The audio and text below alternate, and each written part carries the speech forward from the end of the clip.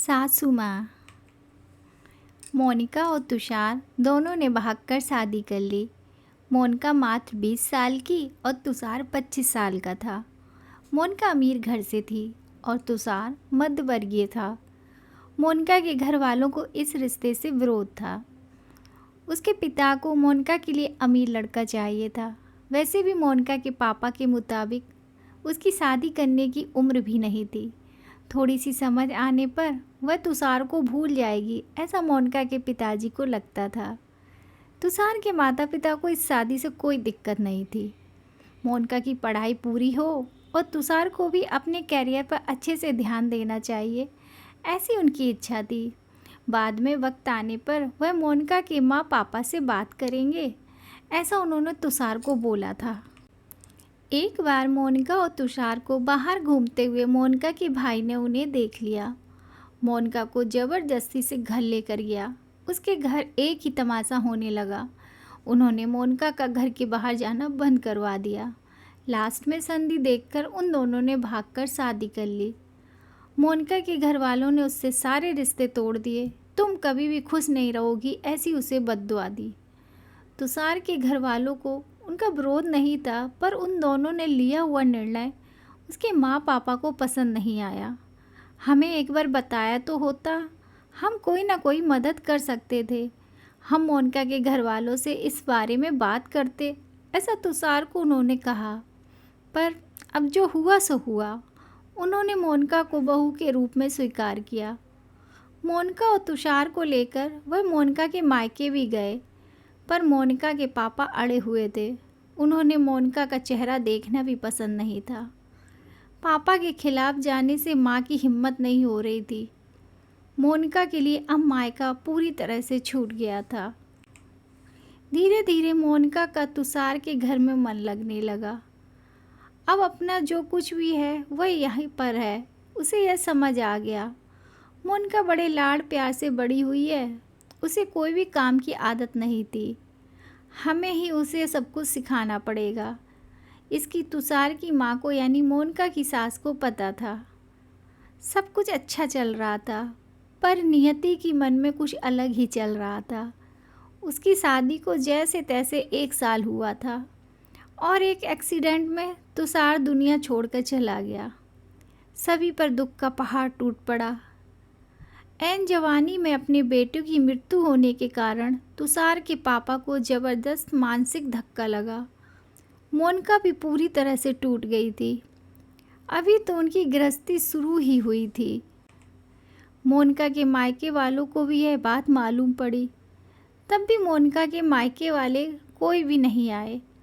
तुषार की माँ इन सब में धैर्य से बर्ताव कर रही थी। तुषार के अंतिम संस्कार का कार्य निपटाकर उन्होंने मोनिका को उसके मायके छोड़ाने का निर्णय पक्का किया। मोनिका उसके मायके जाने के लिए तैयार नहीं थी। उन्होंने मोनिका को बहुत समझाने की कोशिश की। बेटी, तुम्हारे सामने पूरी ज़िंदगी पड़ी है, इसे बर्बाद मत करो। मैं बात करूँगी तुम्हारे माँ पापा से, ज़रूरत पड़ी तो मैं उनके पैर तक पकड़ लूँगी।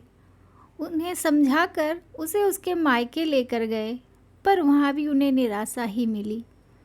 उसके मायके वालों का गुस्सा मोनिका पर से कम नहीं हुआ था। तुषार की माँ ने बहुत मनाने के बाद भी उन्होंने मोनिका को माफ़ नहीं किया। उसके पापा ने कहा, आपको यह बोझ लग रही होगी तो उसे कुएं में ढकेल दो। तुषार की माँ पापा मोनिका को वापस घर ले आए।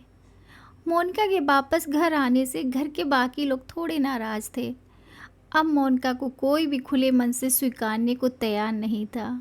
कुलक्ष्मी, अपशकुनी, पोते को निकल गई मेरे, अब बेटे को भी निकल जाएगी है, ऐसा बोलकर तुषार की दादी मतलब मोनिका की दादी सास उसे ताने दे रही थी। उसी वक्त तुषार के पापा की तबीयत बहुत ख़राब हो रही थी। यह सब मोनिका को सहन नहीं हो रहा था। उसने ठान लिया कि यहाँ से दूर निकल जाना चाहिए। रात को सब सो जाने के बाद वह निकलने वाली थी, तभी उसकी सास जो जग रही थी उन्होंने मोनिका को रोका। कहाँ जा रही हो ऐसे? माँ, मुझे जाने दीजिए, मैं अपशकुनी हूँ, मेरी ही वजह से यह सब हुआ। मैं तुषार की ज़िंदगी में आती नहीं तो हमारी शादी नहीं होती। तो आज वह जिंदा होता। पापा की भी यह अवस्था होती नहीं। मुझे जाने दीजिए, मैं यहाँ नहीं रह सकती। वक्त आने पर आत्महत्या कर लूँगी, पर अब यहाँ नहीं रहूँगी। सच में मेरे यहाँ आने से इस घर की सारी खुशियाँ चली गईं। मुझे कोई अधिकार नहीं है यहाँ रहने का। मोनिका रोते रोते सब बोल रही थी। उसकी सास ने उसे पहले शांत किया। मोनिका, तुम दोनों मिले नहीं होते तो, तुम्हारी शादी नहीं हुई होती तो, उस दिन उस ट्रक ड्राइवर ने नशे में गाड़ी नहीं चलाई होती तो, रास्ते पर लोगों ने तुषार को वक्त पर हॉस्पिटल में ले गए होते तो। बहुत तो हैं बेटा, और अब वक्त निकल गया इन सब बातों का विचार करने का। तुषार तो मेरा बेटा था। मेरी क्या अवस्था हुई होगी इन सब में। एक बार तो विचार किया क्या तुमने? वह तो चला गया और अब तुम भी छोड़कर चली जाओगी मुझे। मोनिका, तुम मुझ पर बोझ थी, इसलिए मैं तुम्हें तुम्हारे मायके छोड़ने नहीं गई थी। तुम्हारे सामने पूरी ज़िंदगी है। किसी के चले जाने से हम जीना तो नहीं छोड़ सकते। यहाँ से ज़्यादा तुम वहाँ पर खुश रहोगी, क्योंकि यहाँ तुषार की यादें तुम्हें हमेशा दुख देंगी।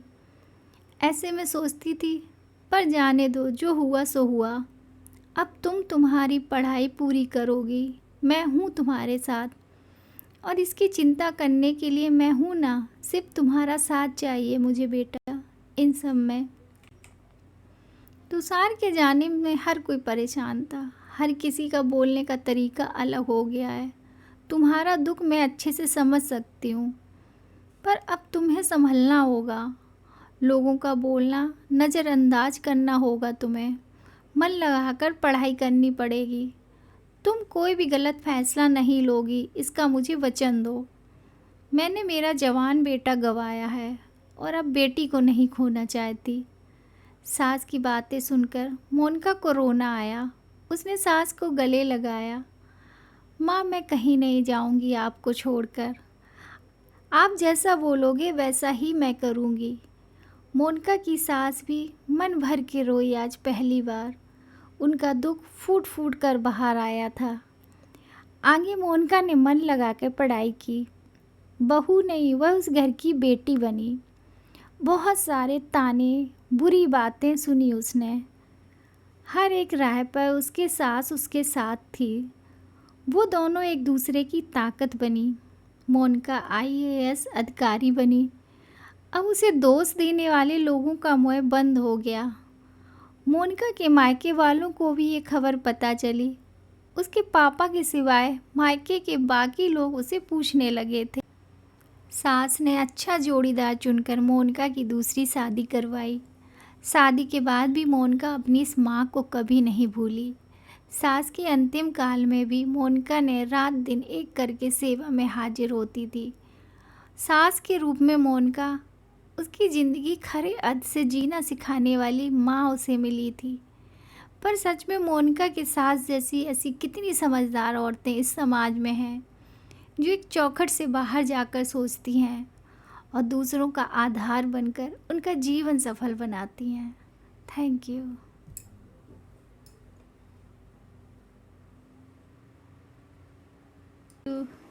अगर आपको हमारी ये कहानी पसंद आई तो please like, share and subscribe ज़रूर कीजिएगा, ताकि मैं आपको और अच्छी अच्छी कहानियाँ सुना सकूं।